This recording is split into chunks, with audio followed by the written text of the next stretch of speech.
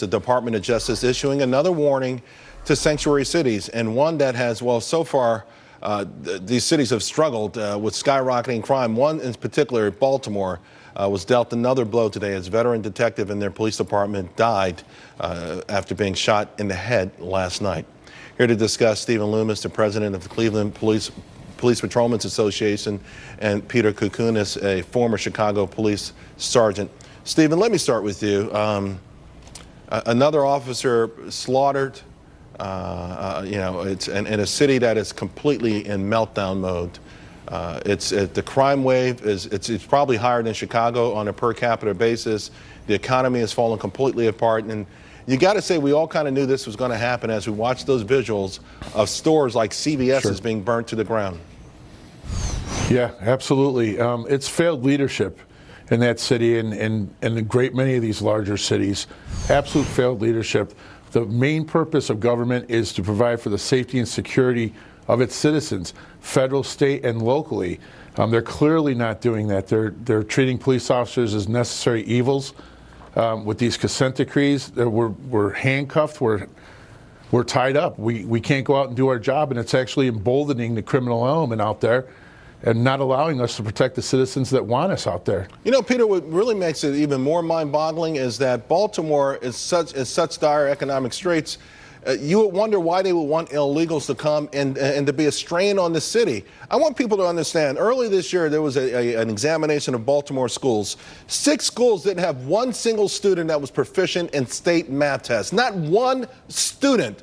Shouldn't they be taking the money that they use for illegal immigrants, particularly criminals who come, and redirect it to rebuilding their city, rebuilding their kids, getting them so that they can get jobs if they get out of high school?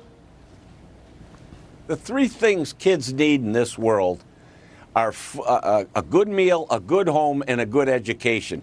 If we fail these kids in any of these things, we just open a breeding ground for these gangs. And like Steve said, understand the most important thing is 114 police officers, men and women, have been killed so far this year. In our city here, we had 2,686 people shot, 611 murdered as of 3 o'clock today. So at some point, these consent decrees, Department of Justice, investigative stop reports are only handcuffing the police to stopping them and delaying them in doing street stops and car stops, and stopping us or the current police officers from actually protecting the people that need us. Well, Stephen, we always hope that eventually some kind of bell goes off, some sort of alarm goes off, and people get it. And yet that hasn't happened. Some of these cities, these sanctuary cities where the victims of the crimes are also the poorest people and the people that you should want to protect. What's the ultimate solution here? Well, they have to prioritize. They have to restructure their priorities. Provide for the law enforcement to go out and do the job. The law-abiding, God-fearing people in these cities and in these neighborhoods, every neighborhood in the city of Cleveland has great people in it. They want the police out there. They want us out there doing our jobs and being allowed to do our jobs. Budget cuts. Our staffing, I can't staff 70% of the car plan as we speak right now. We have 12 homicide detectives dealing with 235 as of right now, homicides in the last 2 years here in the city of Cleveland.